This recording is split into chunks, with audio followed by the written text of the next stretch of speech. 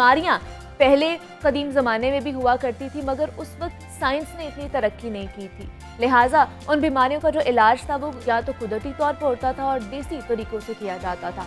बीमारियों के कदीम तरीका इलाज में से एक ड्राई नीडलिंग है, फिजियोथेरेपी है, हजामा जिसे अब कपिंग थेरेपी भी कहा जाता है, ये सब चीज़ें उसमें शामिल थी। और इलाज के ये तरीका सदियों से इस्तेमाल किए जा रहे हैं और इस्लाम समेत दुनिया के दीगर मज़ाहिब में भी इनको मुस्तनद समझा जाता है। तो आज के जदीद दौर में साइंस भी इन तरीका इलाज की इफादियत की न सिर्फ कायल हो चुकी है, बल्कि अब तो मगरबी मुमालिक से ताल्लुक़ रखने वाले जो अफराद हैं और मारूफ शख्सियात भी जिस्म को डिटॉक्स करने के लिए हिजामा और ड्राई नीडलिंग करवाते हैं। तो हिजामा, फिजियोथेरेपी और ड्राई नीडलिंग कितनी मुफीद है, कैसे की जाती है, इसका प्रोसीजर क्या है, इससे किन किन बीमारियों से हम बच सकते हैं, इस पर आज हम बात करेंगे। हमारे साथ इस वक्त मौजूद हैं डॉक्टर नूरीन कासिम हैं, फिजियोथेरेपिस्ट हैं। डॉक्टर नूरीन, मैं आपको खुश आमदीद कहती हूँ जागो लाहौर में। कैसी हैं आप? मैं बिल्कुल ठीक, आप कैसी हैं? मैं भी बिल्कुल ठीक ठाक। डॉक्टर नूरीन, जैसे मैं बात कर रही थी कि ये जो तरीका इलाज है ये सदियों पुराने चलते आ रहे हैं, ये कदीम इन्हें कहा जा सकता है।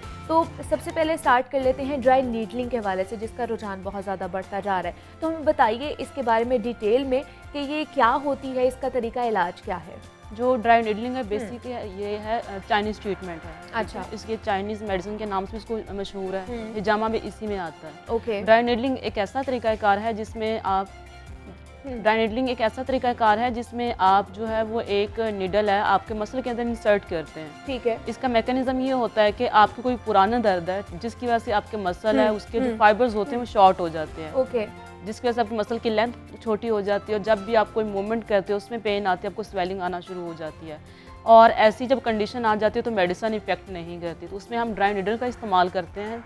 ठीक है, उसमें आपका जो मसल होता है उसके अंदर इंसर्ट करते हैं और उसको 2 मिनट के लिए अंदर रखते हैं और ये एक पेनलेस प्रोसीजर है, इसमें बिल्कुल पेशेंट को पेन नहीं होती। और नीडल का मैकेनिज्म ये है कि जब नीडल को हम इंसर्ट करते हैं वहाँ पे एक छोटा सा ट्रॉमा देते हैं। जब ट्रॉमा होता है तो वहाँ पे 3 दिन के बाद नया मसल फाइबर बनना शुरू हो जाता है। ओके। जब नया मसल फाइबर बनता है तो उसके बाद मसल की लेंथ नॉर्मल हो जाती है, पेशेंट है वो पेन फ्री फील करता है और उसकी जो लेंथ है और मूवमेंट भी उसकी ठीक हो जाती है। लेकिन क्या मतलब इसमें कौन कौन से जो मरीज़ हैं इस इलाज से ट्रीटमेंट हासिल कर सकते हैं, मतलब अपनी जो बीमारी है उसको भगा सकते हैं? हड्डियों और जोड़ों और पट्टों के जितने भी मसाइल हैं उसके अंदर आते हैं। ठीक है, नॉर्मली आपकी बैक पेन इसमें बहुत कॉमन है।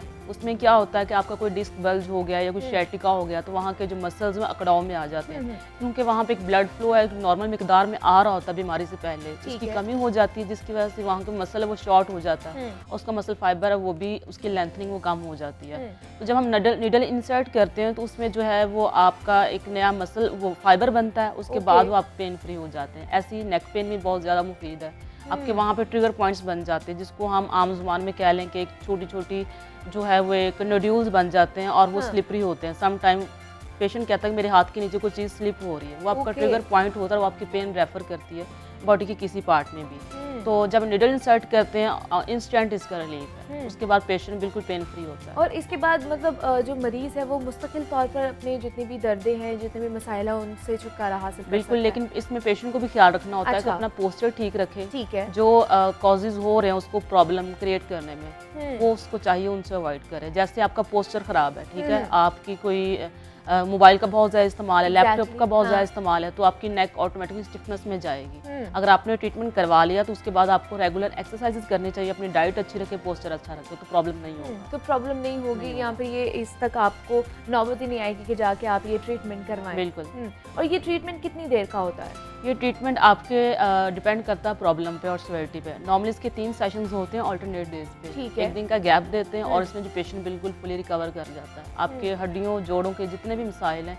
हम नीडल इंसर्ट करते हैं। मतलब उसमें नीडल्स लगाई जाती हैं। नीडल्स अभी देखने वाले तो हमें उनके दिमाग में ये आ रहा होगा कि नीडल्स हैं, सुइयां चुभई जाएंगी, उनके दिमाग में यही आ रहा होगा। तो ये ज़्यादा दर्द वाला तो अमल नहीं होता? बिल्कुल भी दर्द वाला अमल नहीं होता। ठीक है, इसमें बिल्कुल बारीक सी सुई होती है हमारे पास, वो आपके मसल के अंदर इंसर्ट करते हैं। सम टाइम पेशेंट को पता भी नहीं होता और उसको हम इन और आउट करते हैं 2-3 मिनट के लिए और उसके बाद बाहर निकाल देते हैं। और जितना बड़ा मसल होगा उसके अंदर हम एक भी निडल लगा सकते हैं, 5 से 6 भी लगा सकते हैं और इसमें ब्लीडिंग भी नहीं होती। ठीक है, तो क्या मुझे बताइए डॉक्टर नूरीन, ये सारे प्रोसेस से पहले क्या हम लोगों को कोई टेस्ट वगैरह कराने पड़ते हैं कि हम लोगों ने किस मसले की वजह से हम लोगों ने ये ट्रीटमेंट करवाना है, या क्या किस तरह की एहतियात करनी पड़ती है? ये जो बेसिकली फिजियोथेरेपी के डोमेन में आता है, ठीक है, इसके लिए कोई भी स्पेशल टेस्ट है वो रिकमेंड करने की ज़रूरत नहीं होती। पेशेंट हमारे साथ पेन के साथ आता है, हमारा फिजिकल एग्जामिनेशन होता है, हमें पता लग जाता है कि पेशेंट का जो है मसल ये बहुत ज़्यादा टाइट है, बहुत ज़्यादा इसको टेंडरनेस फील हो रही है और यहाँ पे ट्रिगर पॉइंट है, वहीं उसी एरिया में हम नीडल इंसर्ट कर देते हैं। इसके लिए कोई स्पेसिफिक टेस्ट नहीं होता। ठीक है, वो पेशेंट आके खुद ही बताता है कि मेरे जैसे कंधों में दर्द है या कमर में दर्द है, घुटनों में दर्द है, तो वो उसी हवाले से आप लोग उसका ट्रीटमेंट शुरू कर देते हैं। फिजिकल एग्जामिनेशन होता है, हमें खुद कुछ पॉइंट्स पता होते हैं कि ये इनका ट्रिगर पॉइंट है, यही इसको पिंच कर रहा है, और सिंपली हम उस ट्रिगर पॉइंट को रिलीज करते हैं निडल के साथ, और वो पेशेंट है वो ऑन पॉइंट कहता है कि मेरी पेन पहले से बेहतर है, और उसके बाद फिर जब 3 दिन गुजरते हैं तो उसकी टोटली सही हो जाती है। तो क्या इसमें कोई एज लिमिट भी है कि इस एज से लोग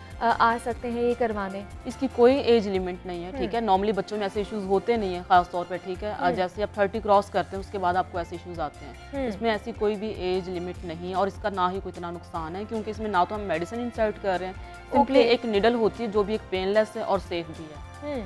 और अगर हिजामा की तरफ आ जाए, उस हवाले से हमें बताइए, उसकी इफादियत के हवाले से वो इतना क्यों मकबूल होता जा रहा है? पहले तो सबसे ये है कि सुन्नत है, ठीक है, और जो हमारे नबी ने कह दिया तो वाकई उसमें बहुत सारी शिफा है हर बीमारी के लिए। नॉर्मली आपके बॉडी के जितने भी सिस्टम्स हैं ये सबको ही फिल्टर करता है। ओके। आपकी बॉडी में जितने भी टॉक्सिन्स बन रहे हैं उनको फिल्टर वहाँ से करता है, और इससे जो आपकी वो टॉक्सिन्स होते हैं जो मुख्तलिफ बीमारियों का कॉज बनते हैं, जिसमें आपकी बीपी भी है, शुगर भी है, कोलेस्ट्रॉल भी है, बॉडी पेन्स भी हैं, जिसमें आपके मस्कुलर पेन्स हैं, आपके इवन के आंखों की बिनाई है जो, इसमें बहुत ज़्यादा ये मुफीद है। आपकी हेडेक्स, माइग्रेन, इसमें बहुत ज़्यादा, इवन के डिप्रेशन, एंग्जाइटी, इसमें बहुत ज़्यादा। अगर आप हिजामा करवा लेते हैं आप ओवरऑल फुली बॉडी का जो है वो रिलैक्स फील करते हैं। और आपके जो स्टमक है, ओके, उसका भी इसमें है इलाज? बहुत ज़्यादा है। आपके इवन के लिवर, किडनी, सब कुछ इसमें मौजूद है, बॉडी के तमाम तर सिस्टम, तमाम तर बॉडीज़ के, मतलब पूरी बॉडी पर भी आप हिजामा करवा सकते हैं, और इसके कोई नुकसान तो नहीं है? इसका कोई नुकसान नहीं। हिजामा एक ऐसी है कि इसका कोई नुकसान नहीं है, ओवरऑल आपको मेंटली भी रिलैक्स रखता है और वैसे भी सुनना है। तो फिर इसको किया किस तरह जाता है? मतलब इसको कपिंग भी कहा जाता है, कपिंग थेरेपी भी कहा जाता है, इसमें क्या क्या प्रोसीजर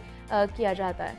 इसको कपिंग थेरेपी इसलिए कहा जाता है क्योंकि इसमें हम कप्स यूज़ करते हैं, ठीक है। इसमें हम आपका जो इन्फेक्टेड एरिया या पॉइंट है, जिस पॉइंट पे हमने करना है वहाँ पे कप लगाते हैं और सक्शन क्रिएट करते हैं। वहाँ पे एक वैक्यूम क्रिएट होता है, उसको कप को 3-4 मिनट के लिए छोड़ देते हैं, और वहाँ पे जो एक सर्कुलेशन है वो ज़रा तेज़ हो जाती है, और जो आपका टॉक्सिक ब्लड है वो ज़रा ऊपर आ जाता है। जब ब्लड ऊपर आ जाता है उसके बाद हम कप रिमूव करते हैं, उसके बाद हमारे पास एक उससे इंसिजन करते हैं, हम इंसिजन लगाते हैं, बिल्कुल माइनर्स, और ये भी पेनलेस होता है। अच्छा। उसके बाद दोबारा कप लगाते हैं, दोबारा वैक्यूम क्रिएट करते हैं, जिससे जो आपका जो टॉक्सिक ब्लड है वो बाहर की तरफ निकलना शुरू हो जाता है, और वो क्लॉट्स की शक्ल में होता है, क्लॉट्स की शक्ल में होता है। जब वहाँ से ब्लड निकल आता है तो उसके बाद हम कप को 3 मिनट के लिए लगा के रखते हैं, ताकि मैक्सिमम जो है अमाउंट है जो ब्लड की वो निकल आए। जब वो निकल जाता है तो उसके बाद हम कप को रिमूव कर देते हैं और उसको फिर हम साफ़ कर देते हैं, और ये भी एक पेनलेस प्रोसीजर है। इसमें पेशेंट को कोई किसी किस्म का ख़तरा नहीं होता।